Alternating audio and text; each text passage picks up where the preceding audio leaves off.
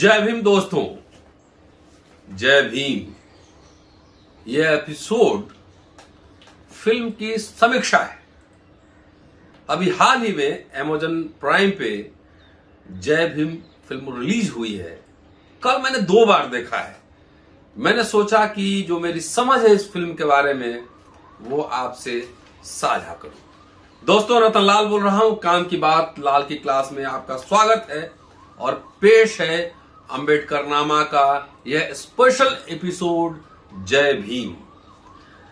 चलिए, पहले फिल्म की बात करने से पहले आप बहुत कुछ पढ़ चुके होंगे, सुन चुके होंगे, वीडियो देख चुके होंगे, लेकिन जानते हैं कि अंबेडकर नामा खुद बढ़िया से रिसर्च किए बगैर वीडियो नहीं बनाता है, आपके पास आता नहीं है। सबसे पहली बात कि तमिलनाडु वैचारिक परिवर्तन की भूमि रही है, पेरियार की भूमि है।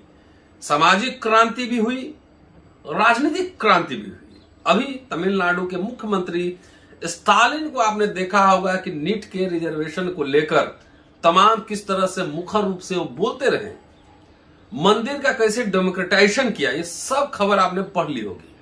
लेकिन उसका रिफ्लेक्शन जब समाज जागृत होता है तो उसका रिफ्लेक्शन सिर्फ समाज और राजनीति पे नहीं होता है, फिल्मों पर भी होता है। इसलिए जो तमिलनाडु से जो फिल्में आ रही हैं वो दिलचस्प है और एक तरह से वैचारिक जो पूरा विकल्प है, आइडियोलॉजिकल जो पूरा ऑल्टरनेटिव है, तमिलनाडु वो प्रोवाइड कर रहा है और बॉलीवुड इसमें पिछड़ता जा रहा है। कुछ फिल्मों का नाम आपके सामने मैं लेना चाहता हूं। कर्णन, सरपट्टा, काला, असुरन, कवाली, पेरियारूम पेरुमल, अटाकथी, ऐसे फिल्म हैं जो एक तरीके से जो विमर्श, जो मुद्दे बॉलीवुड के फिल्म में दबा दिए गए थे या इग्नोर किए गए थे, उन मुद्दों को यह फिल्म उठाता है। खास तौर से वंचित जमात, पिछड़े दलितों के संघर्ष की गाथा पार रंजित हैं। जबरदस्त फिल्म बनाते हैं। कभी मौका मिलेगा तो उनका इंटरव्यू मैं जरूर करूंगा। अब चलिए, जय भीम फिल्म पे बात करने से पहले मैं एक आपको स्टोरी सुनाने जा रहा हूं। वो स्टोरी कब की है? 7 मार्च 1938 को हिंदू अखबार तमिलनाडु से निकलती है। उसने एक रिपोर्ट छापी थी और रिपोर्ट था तमिलनाडु हरिजन सेवक संघ की वार्षिक रिपोर्ट थी। और उस रिपोर्ट में जो लिखा गया है मैं आपके सामने रखना चाहता हूं और उसके बाद फिल्म पे आऊंगा कि क्या 1938 में जो रिपोर्ट थी और इस फिल्म में जो पूरा किरदार है, जो कहानी है, जो सच्ची घटनाओं पर आधारित है, मैंने पढ़ा है, 1995 की घटना पर आधारित है, उस दोनों में क्या समानता है। पहले मैं रिपोर्ट पढ़ता हूं। ये डॉक्टर अंबेडकर के वॉल्यूम से ही मैंने निकाला है कि 7 मार्च 1938 को हिंदू अखबार ने तमिलनाडु हरिजन सेवक संघ की वार्षिक रिपोर्ट लिखा था। उसमें जो लिखा गया है वो सीधे पहले सुनिए।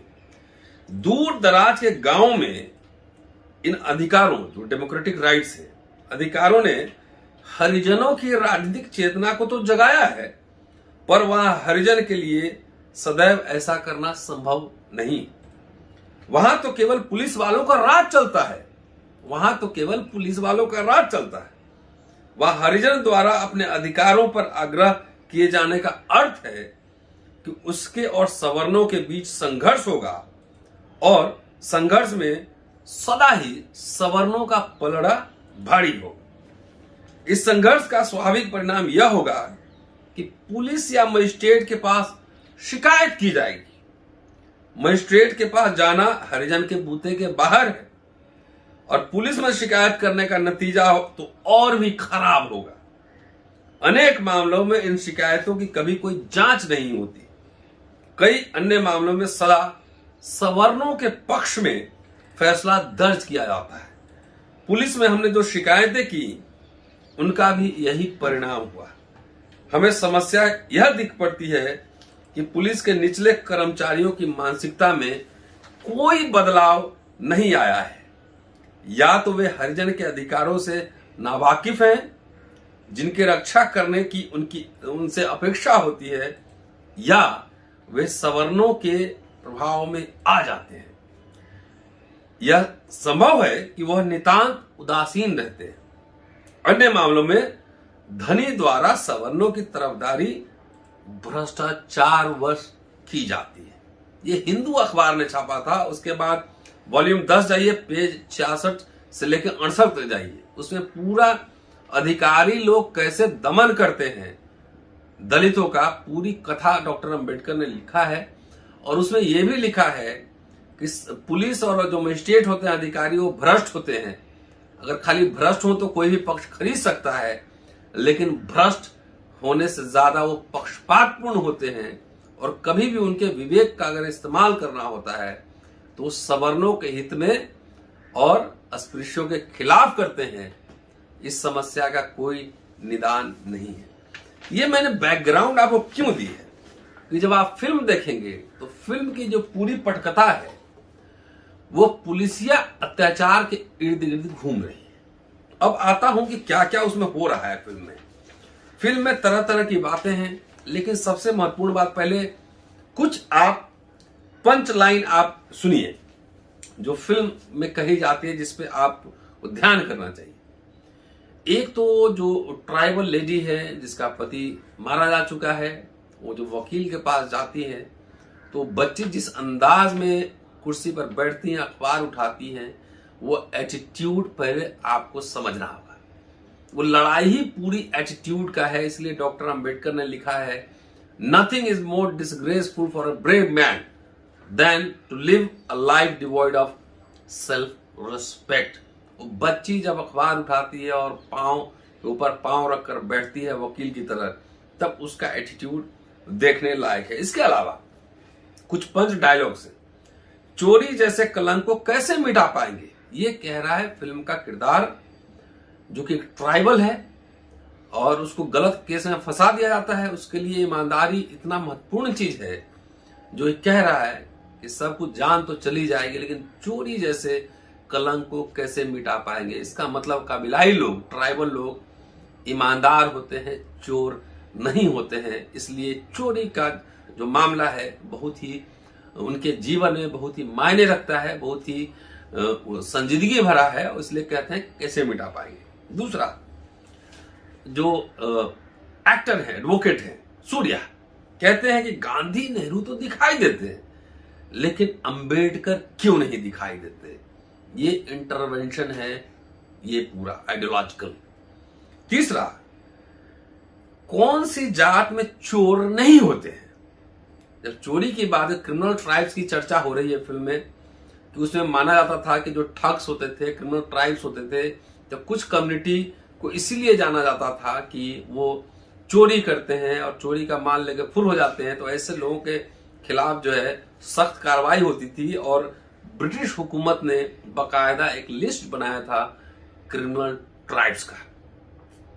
तो जब ये बात उठती है, क्योंकि पूरी पटकथा जो है पहली बार एक ट्राइबल के मुद्दे पे इतनी गंभीर फिल्म बनी है, तो जब उठती है बात तो कहता है हीरो कि आप कौन सी जाति है जिसमें चोर नहीं होते हैं। दूसरा, संघर्ष के लिए कमर कस लो, बहुत जानदार डायलॉग है, उसको देखना चाहिए। और आइए अब इसके आइडियोलॉजिकल पोजीशन पे आपको लिए चलते हैं। इस फिल्म को पूरा देखिए, उसमें एक बात देखेंगे, इसमें कई तरह के मुद्दे एक साथ हैं। वर्ग है, क्लास है, जाति है। जब पहला सीन, जब जेल से निकलते होते हैं कैदी, तो जेलर जात जात पूछ के सवर्णों को छोड़ देता है और दलितों को एक साइड रखता है और उसको तमाम तरह के मुकदमे में फंसाने की पूरी साजिश करता है। तो जाति है, वर्ग है, समुदाय है, ट्राइब्स की बात है कि सपेरा समुदाय है, उसकी पूरी कहानी इर्द गिर्द पूरी घूमती है। तो ट्राइब है। दूसरा, जेंडर है, जो नायक है फिल्म का, जो मजदूर है, ट्राइब है, उसकी पत्नी कैसे पूरे फिल्म में लगातार अशिक्षित महिला है, कैसे ये संघर्ष करती है, वो भी कहानी है। ये क्लास, कास्ट, जेंडर सब कुछ इस फिल्म में है, समझने की कोशिश की। जब ये फिल्म रिलीज नहीं हुई थी तो मैं सोच रहा था कि शायद जय भीम फिल्म होगी, अंबेडकर के किसी कैरेक्टर पे, किसी एपिसोड पे, उनके लाइफ की घटना पे बनी होगी। लेकिन जब फिल्म मैंने देखा तो मैंने दूसरे तरीके से फिल्म को देखा। ये फिल्म है, एक घटना पर आधारित है, 1995 सच्ची घटना है। उसमें थोड़ा फिल्मांकन दूसरे तरीके से किया गया है, क्योंकि लोगों को दिखाना होता है, समझाना होता है। सबसे दिलचस्प जो बात मुझे इस फिल्म में लगी कि आज मार्क्सिस्टों पे लोग बात नहीं करते हैं, वो मार्जिनलाइज्ड है पॉलिटिक्स में। इस फिल्म का जो मेन थीम है, किरदार है, एक मार्क्सवादी एडवोकेट है। वो मार्क्सवादी एडवोकेट ह्यूमन राइट्स के लिए ही नहीं लड़ता, बल्कि वो डेमोन्स्ट्रेशन भी करता है, पर्चे भी निकालता है, धरने में भी जाता है, और रैली जब निकालता है तो कम्युनिस्ट पार्टी ऑफ इंडिया के बैनर तले रैली निकालता है। So he is a Marxist lawyer है। ये मार्क्सिस्ट लॉयर का जय भीम है। ये समझना है, वर्ग और जाति को बहुत बढ़िया तरीके से क्लब करने की कोशिश की गई है, और जेंडर के सवाल को ये समझाया जा सके कि ये जो संघर्ष है, ये संघर्ष अलग अलग नहीं है, वर्ग का भी संघर्ष है, जाति का भी संघर्ष है, जेंडर भी है, उसमें ट्राइब्स भी हैं, तमाम ऐसी बातें हैं। और सबसे जो मुझे दिलचस्प बात लगी, कल मैं फिल्म देख रहा था, 2 बार देखा, कोई नाच गाना ड्रामा नहीं, स्ट्रेट फॉरवर्ड बात कहनी है। कोर्ट रूम है, जहां पे गवाहों से मिलना है वो है, नाच गाना नहीं है, न हीरोइन भी अलग किरदार में है, हीरो से उसका उस तरह का ताल्लुक नहीं है जो रोमांटिक सीन में होता है। तो इस मामले में बेहद ही दिलचस्प फिल्म मुझे लगी कि बगैर नाच गाना म्यूजिक के एक सीरियस फिल्म है जो आपको बांधे रखती है, पूरे फिल्म में आपको बांध के रखती है कि आप हिल नहीं सकते। इसीलिए एक बार मैं अकेले देखा, दूसरी बार अपने पूरे फैमिली के साथ देखा। इसलिए इस फिल्म को देखना जरूरी है। अब समझने की बात यह है कि आप फिल्म को देखें, कैसे एक सपेरा ट्राइब ट्रांसफॉर्म होता है मजदूर में, भट्ठा मजदूर में, और वहां से कहानी आगे बढ़ती रहती है। सत्ता का गठजोड़ कैसे होता है, वो सपेरा कैसा एहसान फरामोश समाज है, उसकी झलकियां ये फिल्म दिखाता है। जो किरदार है वो सपेरा है, और जो जमींदार के घर में जब जमींदारन जो है अपने झुमके पहनती होती है, तब वहां पे सांप निकलता है। सांप को पकड़ने के लिए इस सपेरा को बुलाया जाता है, और फिल्म में देखिएगा इतना ऑनेस्ट है कि उसका झुमका भी जो गिरता है वही मालकिन को दे देता है। वो कहीं बाहर जाता है और उससे घर से गहने चोरी हो जाते हैं। चोरी करने वाले लोग उन्हीं के जाति धर्म के लोग हैं, लेकिन उस केस में किसको फंसाया जाता है? उस सपेरे को फंसाया जाता है। ये है कहानी। फिल्म का जो अंत है वो अंत सुखांत है। उसमें एक किरदार है आईजी प्रकाश राज ने निभाई है, सूर्या ने वकील का रोल निभाया है। तो वो किरदार है अंत में सुखांत दिखता है कि सब कुछ ठीक हो गया, लेकिन आम जीवन में ऐसी बात नहीं होती है। कबीलाई इलाकों में, दलित बस्तियों में आज भी वैसे अत्याचार जारी हैं। नेशनल क्राइम ब्यूरो का रिपोर्ट देखिए, शेड्यूल कास्ट कमीशन के आंकड़े तलाशिए, इस तरह के न्याय नहीं मिलते। लेकिन फिल्म में एक टच देने की कोशिश है कि न्याय मिला। पुलिस और प्रशासन ने सारे पुलिसिया अत्याचार के बावजूद एक पुलिस ऑफिसर ईमानदार है, प्रकाश राज के रूप में आईजी हैं, वो जो है न्याय दिलाने में मदद करते हैं। तो इसीलिए दिखाने के लिए सुखांत है, लेकिन भावी जीवन में आज भी वैसा नहीं होता है। पुलिस और प्रशासन हर समय सत्ताधारियों के साथ, बड़े लोगों के साथ रहता है। अब आइए, फिल्म की बहुत चर्चा है, बहुत लोगों ने लिखा है, सुना है।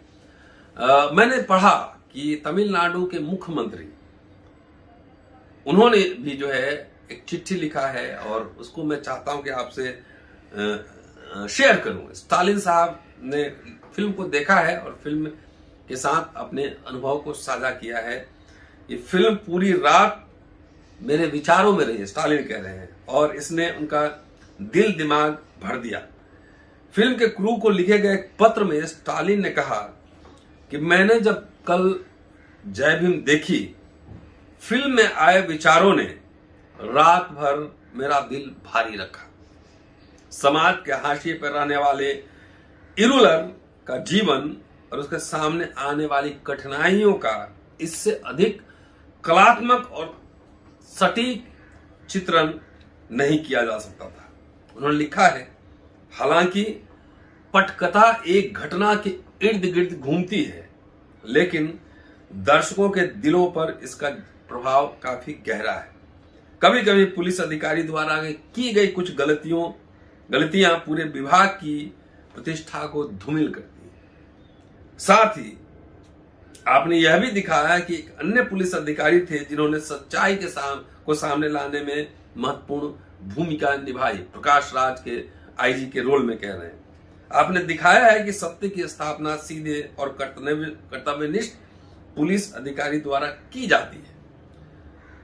स्टालिन ने आगे कहा है कि इसके अलावा फिल्म यह भी दिखाती है कानून और न्याय के माध्यम से किसी भी तरह के अन्याय को ठीक किया जा सकता है यदि दोनों पक्ष, एक वकील चंद्रू और एक पुलिस अधिकारी आईजी पेरुमल स्वामी, इस पर अपना दिमाग लगाते हैं तो वे सामाजिक अव्यवस्था को रोक सकते हैं। मुख्यमंत्री ने कहा कि मेरे दोस्त सूर्या ने एक वकील का किरदार निभाया है जो चुप है मगर बहुत कुशल और तेज है। उसने चंद्रू की भूमिका निभाई। सूर्या तीन बधाइयों के पात्र हैं, एक ऐसी कहानी चुनने के लिए, दूसरे उसे फिल्म बनाने के लिए और तीसरे उसके अभिनय के लिए। स्टालिन ने फिल्म निर्देशक को ही बधाई दी और सबसे महत्वपूर्ण बात यह है कि सूर्या ने उस जाति को पजनगुड्डी इरुलर ट्रस्ट को 1 करोड़ रुपए दान देने की भी बात कही है कि जिससे उनके जीवन में सुधार हो सके। मैंने पहले कहा था कि तमिलनाडु एक वैचारिक परिवर्तन की भूमि है। समाज में भी, राजनीति में भी और फिल्म में भी नए प्रतिमान स्थापित कर रहा है, ऑल्टरनेटिव एजेंडा सेट कर रहा है। पहली बार हमने देखा है बहुत लंबे समय बाद कि मार्क्सिस्ट लॉयर को, मार्क्सवाद की विचारधारा को कैसे अम्बेडकरवाद में जोड़ा जा रहा है। उसमें जेंडर भी है, कास्ट भी है, कम्युनिटी भी है। पूरी फिल्म एक बार जरूर देखिएगा, आपको आनंद आएगा। 2 घंटे तक आप अपने चेयर से बंधे जरूर रहेंगे। इस तरह की और फिल्म आनी चाहिए और वैकल्पिक एजेंडा पर काम होना चाहिए। बहुत जल्द मैं एक नए भूमिका में आपसे मिलने वाला हूं। जैसे ही कुछ होगा मैं आपसे जरूर मिलूंगा और नए अंदाज में आप हमको देख पाएंगे। शुक्रिया। Keep watching and sharing Ambedkarnama. अगले एपिसोड में आपसे फिर मिलता हूं। जय भीम।